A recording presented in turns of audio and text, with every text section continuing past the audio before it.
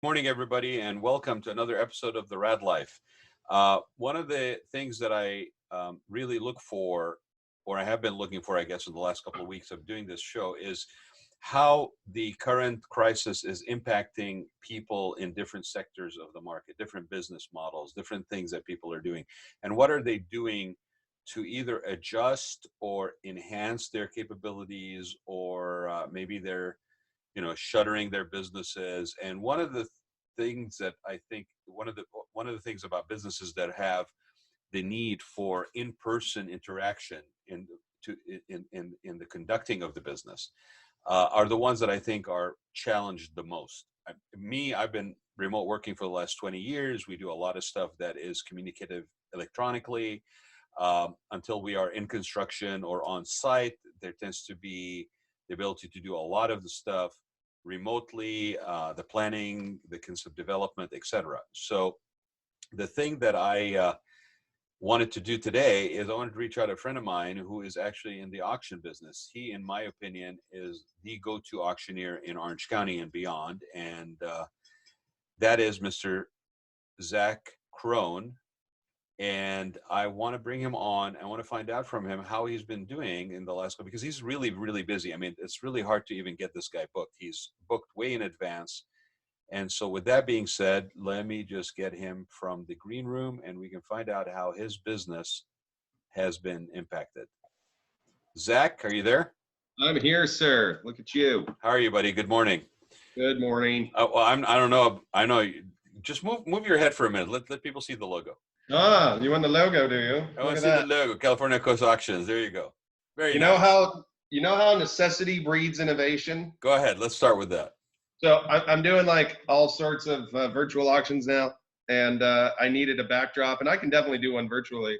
So sadly, because of all this, my son's Little League has canceled, and I was the sponsor of the team. And because of that, I got this banner that the league made for me. Now that the league is closed, I went to the Little League field and cut down my banner and brought it home. Okay, let's give you that. Let's give you some free advice here. Okay. Okay, move the banner off to one side. Move it off to the left so I can see it, because you're blocking it. Well, here, let me just get out of the way. There you go. There you go. No, but now your camera. No. But can you move the banner at all to one side while you're on the camera? It's weighted down because it's that's what happens when you basically go to the baseball field and grab your banner with the weight. Hey, it was a quick thing because I couldn't get a sign made right now. Are you on an Apple or are you on an IBM clone? What are you using for your laptop? Oh, it's a LG touchscreen. Okay. So it's called the Grain. Yeah. So you might want to try this later, not now, but you may want to try actually dropping in that same logo on the green screen components that Zoom has. It may actually drop it behind you fully. Here. Let's try it. Try dropping your logo on the background. Virtual background. Check this out. I can do it. There you go. Boom. There you go. Yes, there you go. So there you go, ladies and gentlemen. Free Zoom consulting during an interview on the Raad Life. I mean, we just tried. I've already done it before. It just doesn't have the website. But yeah, and plus when you move, it's like you might have. Okay, fine. You know what? You're right. That's a little too ghosty for me. Go ahead and kick it out of there. Let's go back. No, I'm gonna keep it there. Too bad. Okay, idea. Fine. You gotta stick with it. You gotta live with your choices. Are you getting ornery because you're basically not interacting with people right now? Is that what this is that I'm feeling? Like I was saying earlier, I'm like a dog in a park. As soon as I see another person, I'm just like, hey, look, there's one of me.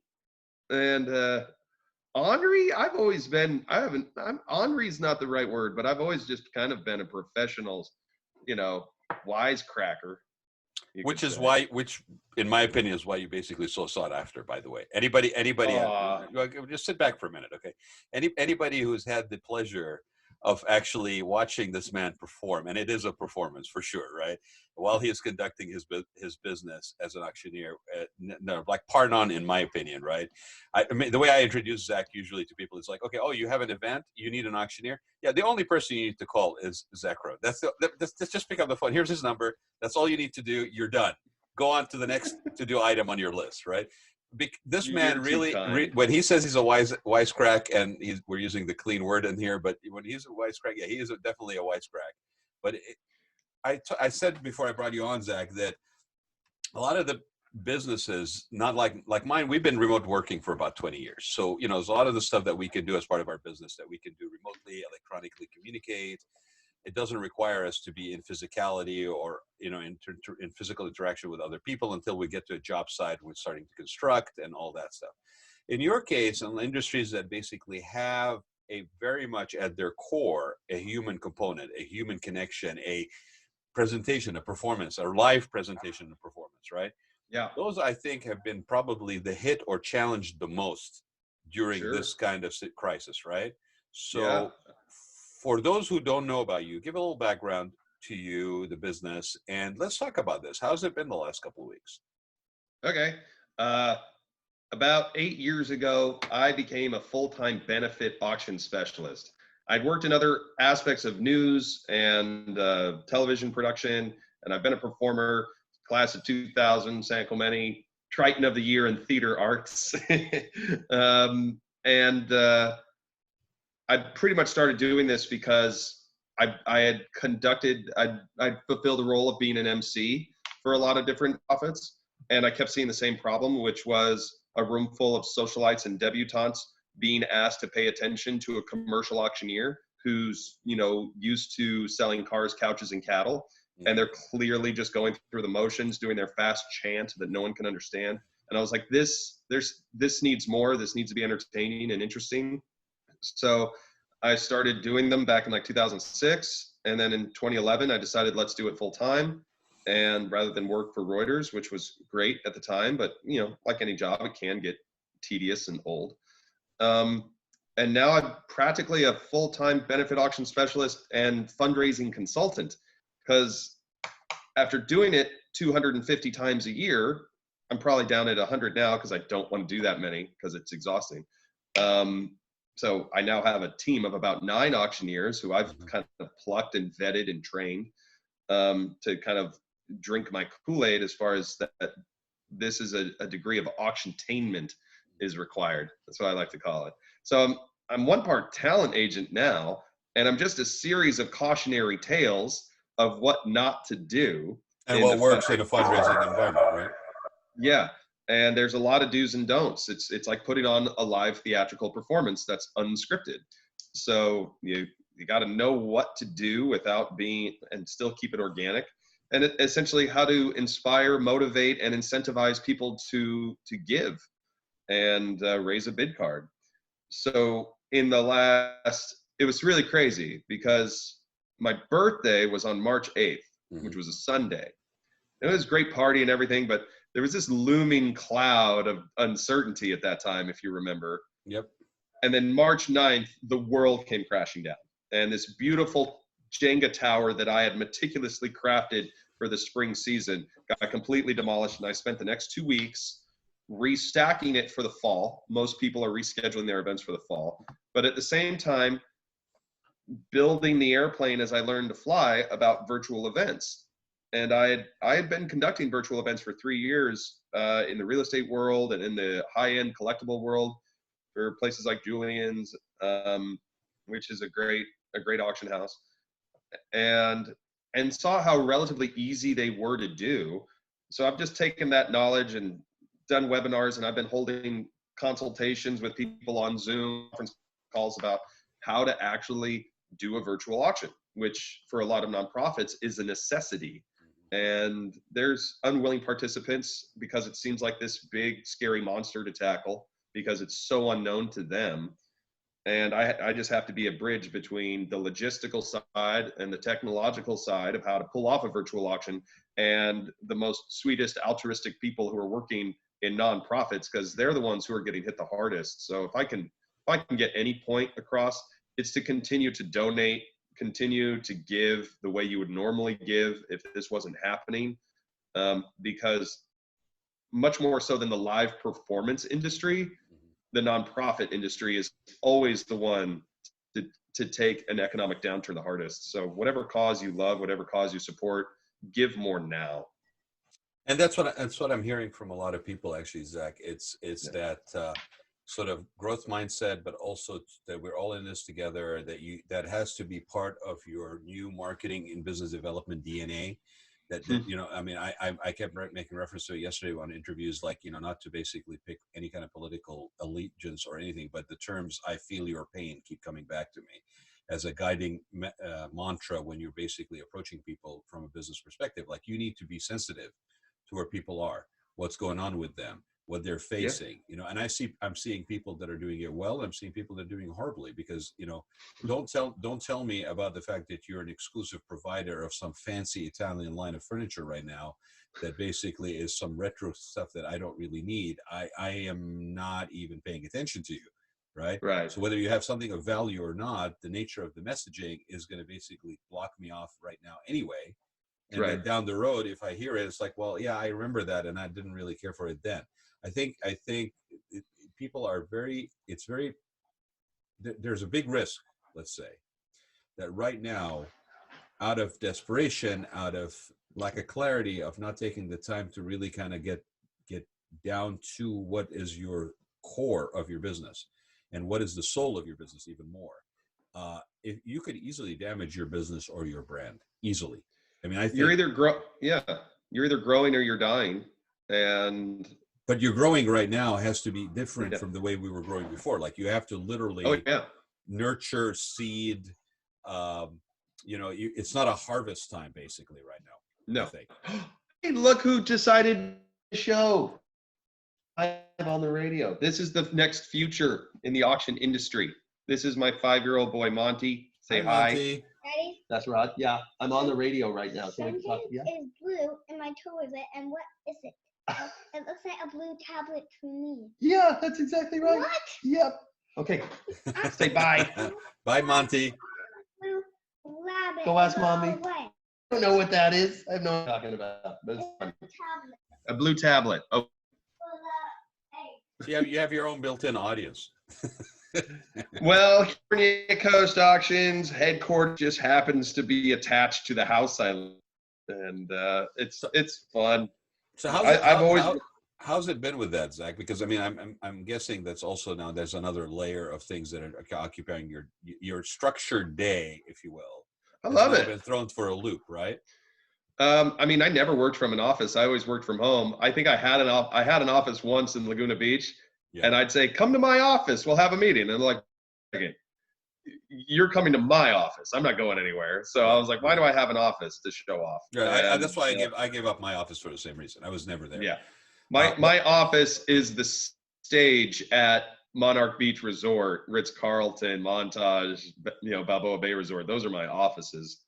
so how's Otherwise, it been on that side of it, like of conducting the business? Because now you've got other demands on your time with the kids, and has that changed how you're structuring your day as far as conducting the oh, business? everything's changed. Luckily, I don't have to go to in-person consultation meetings and drive to Anaheim Hills to talk to people. Everyone, I love the fact that people are evolving more towards a digital interface because I can be much more productive and not have to fight traffic and all that stuff. So that's great. I'm still wall to wall phone calls and consultation meetings because everyone's searching for answers right now. Mm-hmm. And I'm pleased that like we were talking earlier, you have to adapt in this environment. I never really saw it as like this scary thing to adapt to. It was just something that I was like, okay, I got the time to learn. I've always kind of wanted to learn more about it anyway. Mm-hmm. It's like how you promise yourself you're going to learn to speak Spanish or learn the piano. Well, now you have the time to do it. Right. And We were talking about that this, if you look at this time as being a time for retooling, for increasing skill set. Yeah, I get to work on my business, not in my business as much. And I get the weekends off because I don't have to travel and go do auctions other than the one I'm doing on Friday. Right. For Julian's, which is going to be a lot of fun. But now you just did one for Julian's, didn't you? Yeah, I just did the estate of Doris Day, which was over myself and my fellow auctioneer Vincent Zapian, sold over 1,200 lots from our respective remote locations and we're taking bids from all over the world on Doris Wow. Day's dresses, set pieces, cars, Golden Globes. It was amazing. And it raised, their goal was to raise $2 million for her, the Doris Day Animal Foundation, and we raised over $3 million. And so it was wildly successful, and it certainly is proving the point I've been trying to make, which is people are at home, people are bored, give them something to do. Like with your virtual cigar mixer the other night, you give people an opportunity to, you know, especially the people who have the means to support good causes, they don't have any distraction. They have no excuses as to why they can't bid or give or attend some of these events, because I think people are kind of adjusting to the fact that they have a little bit more time on their hands. Well, the funny thing about the cigar auction that or not cigar auction, the cigar event that you were talking about is that I noticed something different, because these are events that have taken place before multiple times. They're put on by John Dade. He basically is, you know, just really he's really refined this type of event where he's basically combined his passion for cigars and scotch as a networking platform. People of equal mind, you know, come together. But I noticed something that was different, Zach, and I think it's to your point about how when it's a live event or like doing a thing at Julian's, the skill set required, the way you approach it is different.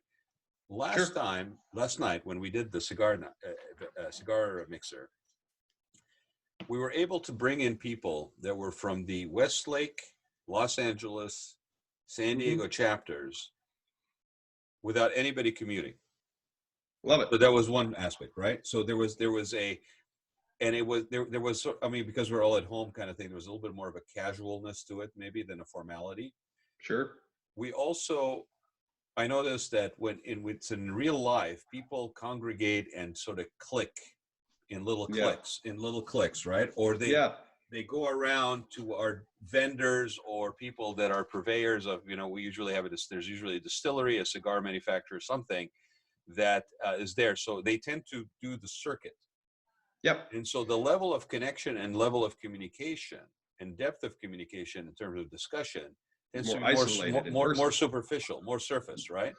Well, whenever you go to an event, you have to put on the face, you know. Well, guess what? Having that mixer yesterday night and having 12 people staring at each other and actually having to institute very organically within the first few minutes the fact that everybody can't talk at the same time, and that the moderator, me, the host, basically, I literally felt like a school, like a homeroom teacher, basically telling people to put up their fingers if they wanted to speak, and everybody else mute themselves. And we basically, you know, if you put up your one finger, you're asking to go to the bathroom. If you put up two fingers, you're asking to speak. It was a joke, but basically everybody conformed. Everybody started like basically muting their mics and basically putting on a thing. And the level of conversation and discussion was totally different from an in-life thing, right? So even though we were missing on the in-person communication and connection, there was a layer to this that had never occurred from my experience at these events. And it was being shared by, I mean, we had a discussion, we asked questions, people answered. That is another thing that is a nice, pleasant surprise, if you will. It's a much more round robin sort of thing. You know, right now you're right, there's no sense of tribalism. Going to a public event for a lot of people is kind of, you know, there is a certain anxiety. So you stick with who you know, not everyone's an extrovert. And it didn't matter what you drove up to the event in. It didn't matter whether you were sitting outside your little apartment. And you're probably wearing pajama bottoms as we speak. You're wearing a nice shirt and a nice coat, but yeah, you're. So loud. I told you not to mention that on the air. I think it's I've been living in pajama bottoms for the last 4 weeks. What are you talking about? I pretty much go from my day pajamas to my night pajamas. So I think they call them trainers for the day pajamas, but that's okay. But yeah, no, it was very interesting because there was also, to your point, there was sort of a leveling, right? It didn't really matter whether you were sitting in a hacienda back patio or you were sitting on a small apartment balcony. Everybody was still at the same level. There was, the status wasn't really a layer to this. You're going to see that change though. People are going to get really fancy back here. Yours is already super nice and cool. Oh no, I agree with you. I've been saying that to people. In fact, that's why we we set up that option on Golden Seal Productions with anybody who wants to do a podcast or a video show to talk to us, because having done this show for 5 years, and you basically in being sort of an entertainer, you realize that there's pitfalls. I mean, there's things that are learned along the way. So you could very easily set yourself up in this arena, Yep. on the wrong footing, and find yourself backed up against the wall very quickly. And because a minute ago 1% of the population may have been using Zoom, and now maybe 30% of the population has been using Zoom or some form of electronic communication, the visual of it, the layering, the sophistication of it, in order to have a competitive advantage, is going to continue to increase for sure. You're spot on. Yep. We are all learning to fly as the airplane is being built in a lot of ways. Well, we're all performers now. I mean, look at this. Like, really, whether I mean, I was having a conversation with somebody who told me that basically their Zoom is now their break room and their boardroom, right? and basically that before, when they'd get on a conference call, they could do it audio. And nobody cared whether you were audio and video. In fact, if you were a video, it was kind of a little awkward. Like, why would you be a video, right? So everybody was on audio. Now, with this, if you're audio, you seem odd. Like, what are you trying to hide, right? The fact that you didn't shave, and the fact that you cannot be on audio and multitask and do multiple things at the same time, because you're literally on camera. Yep. Right? Is a totally different reality now in how you communicate. And then, is there a different set of etiquettes that is involved? You'll love this, actually. Yeah, there certainly is. So tell me about, with your case, like doing the Julian's auction, for example, right? Yeah. How was that different from if you were doing that kind of auction in real life? You kind of started talking to me about it a little bit. Julian's has kind of been on the cutting edge of doing virtual auctions compared to all the other auction houses for a while, because they're a little smaller, a little more boutique. So they're much more agile. It's easier to institute change. And so the other auction houses had to like shut down and furlough all their workers. And Julian's already had the apparatus for virtual events to happen. When I was conducting a Julian's auction with a crowd, there'd be like anywhere between 20 to 50 people that could take live bids. And I'd be still looking at the camera, looking at my screen as to where the current bid is at, and taking bids from people on the phone and taking people from bids on the different auction bidding platforms. So now the only thing I've lost is the interaction with the people in the room, which always provided plenty of entertainment and plenty of interaction. And I do miss having a crowd, because the auctioneer will always give the benefit, and the tie will go to the person who actually attends the event over the online element. But most auctioneers in my field don't know how to interweave a crowd environment with a virtual environment. And that's the change we're really going to see. Even after this whole thing is behind us, after the health scare is kind of gone, even after the economy bounces back, there's still going to be this cultural residue of how people perceive attending a live event. And until, there's going to be building code changes, is my guess. A 400-person ballroom is now going to only be a 300-person ballroom. Right. Food is going to, this is the end of the buffet as we know it. There's going to need to be hand sanitizers every 8 feet. We're probably going to have to walk through some sort of UV light array to get disinfected before we go. You might get your temperature taken before you can get on a plane. All that kind of stuff is going to change. So people are going to look at attending a live event a little bit differently. And until they feel 100% safe in doing so, which you're never 100% safe, they will think twice. So nonprofits and schools are going to have to adapt. And they're going to have to accommodate the people who are scared to congregate. They might have an underlying condition. They might be over a certain age, and 85% of the donors, at least in Orange County, are over 60. And so I'm going to now be taking bids from people in the room, and there's going to be a bank of tables, just like at Julian's, of people bidding on the phone and people bidding online, and a representative taking their bids. And we see this across the auction industry already. After 9/11, the car industry took a big hit, and it needed you know, you might recall everything was like 0% financing for 5 years. And so the car auction industry adapted and took in virtual auctions. Barrett Jackson, Mecum, they all had a virtual platform. And they had it before, but now they really ramped it up because they needed to expand their marketplace. Right. Same thing happened in the real estate auction world after the recession.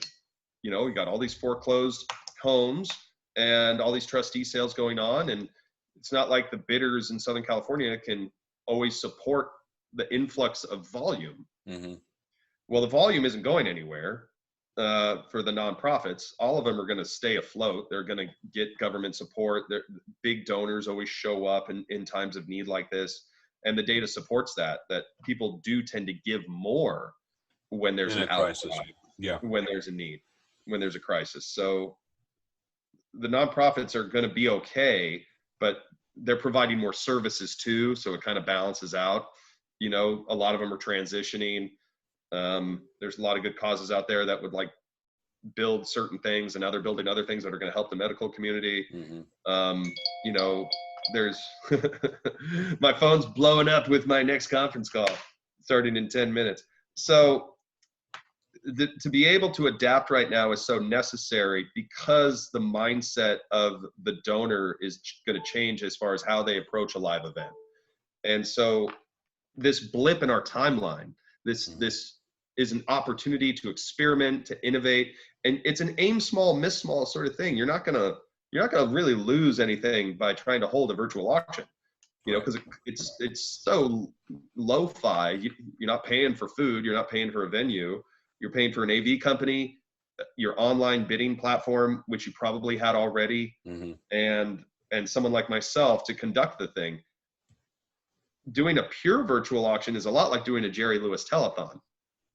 It's hardly an auction. It's more about, you know, filling the time and being a continuous delivery of valuable content and incentivizing people to stay in front of their computer for 20 or 30 minutes. And so we've met those challenges head on because there's only 3 ways to get anyone to do anything in the planet and in the nonprofit world. You either inspire them with your cause, with your ideas, with your personality, with why it's important to support you. And you see that across all business and political spectrum too. You motivate them with things that are more cerebral, you know, for the people that might have the emotional depth of a puddle, you know, you speak to their intellect, or you incentivize them about what they could actually garnish, win, earn, and retain in return for their generosity or attentiveness. And so it's just coming up with new and creative ideas to do those 3 things in a virtual medium. So inspire, motivate, incentivize. That's right. Right. And if you do all 3 every day, you must be married. Because that's what it takes. But that's a really good advice all around, I think, Zach, and especially now, like inspire, motivate, and incentivize is probably not a bad, you know, pillars to hold on to as you communicate and kind of transition, regardless what your business is. Sure. It is an interesting time for that, and I think what's going to be interesting is, you know, you have to now develop the skill to do a Jerry Lewis telethon. And luckily, I had that before I ever became an auctioneer.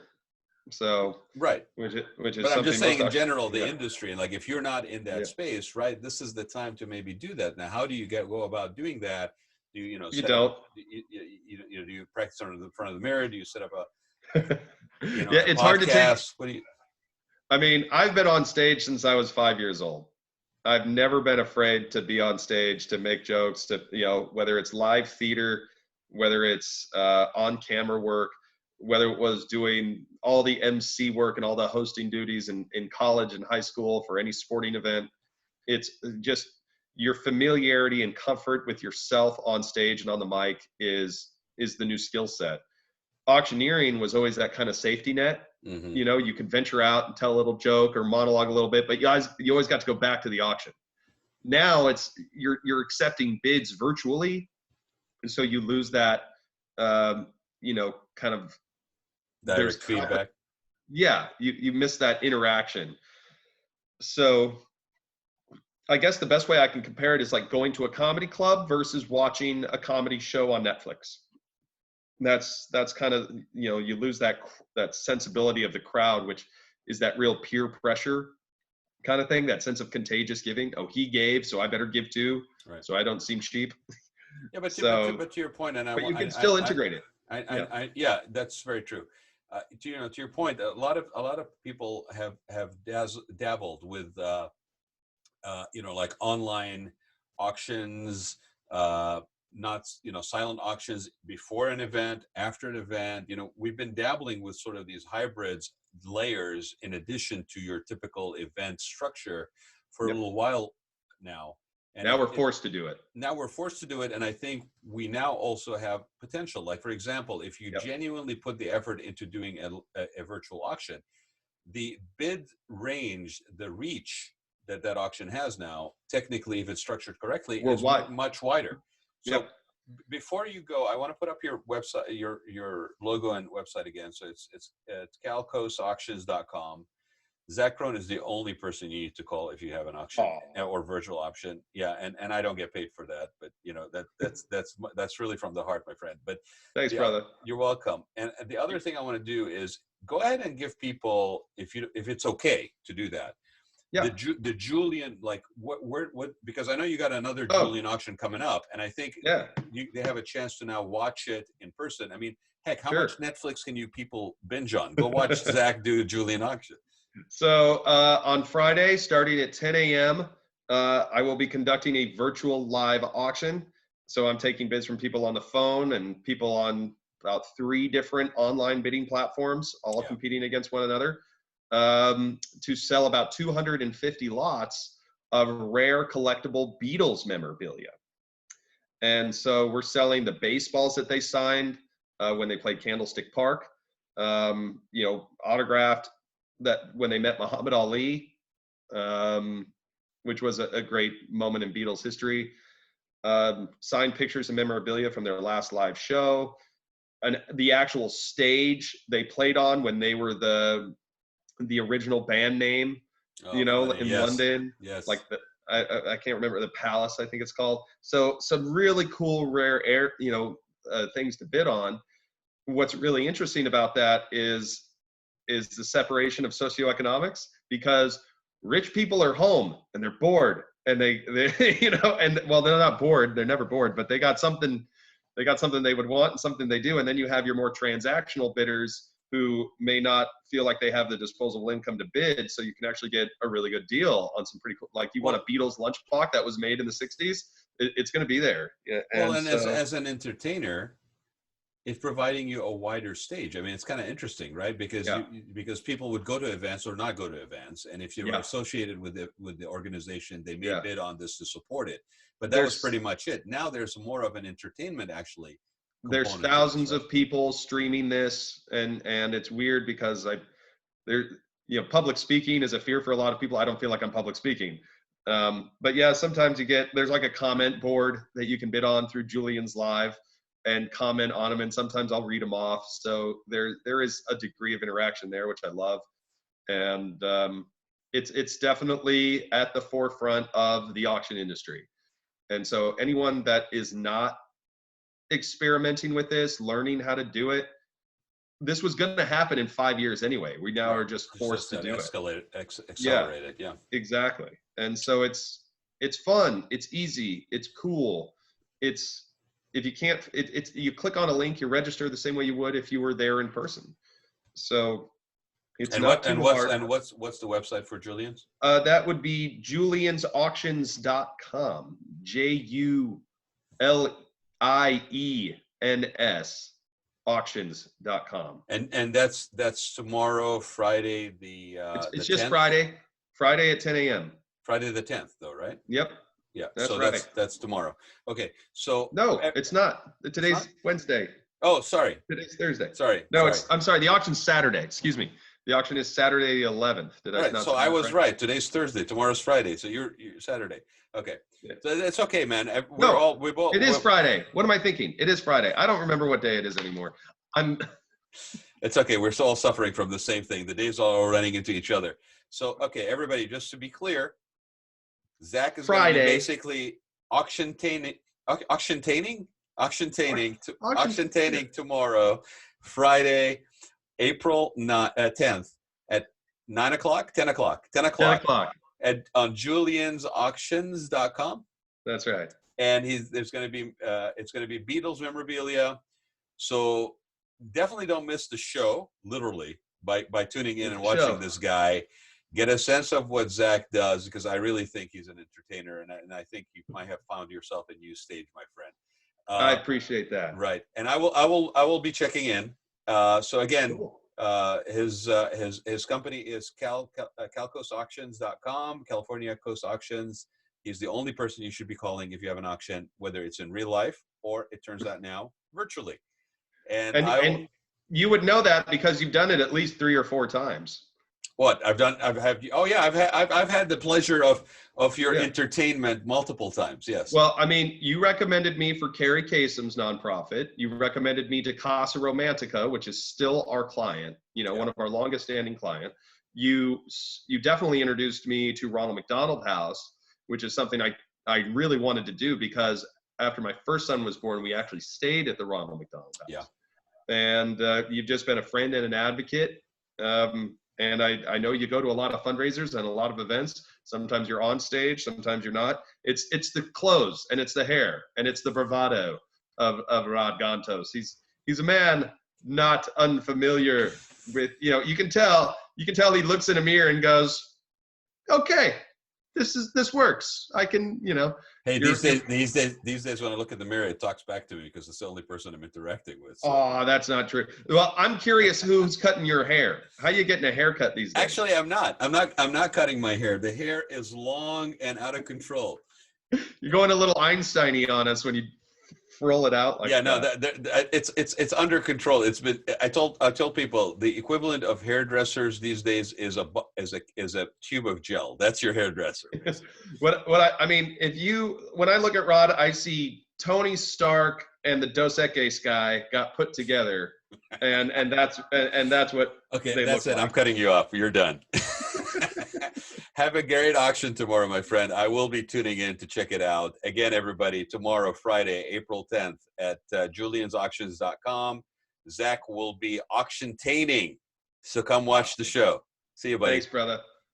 Peace out. Thank you very much. Pleasure joining you. Thanks for having me. Thanks for having me, too. Adios. Bye.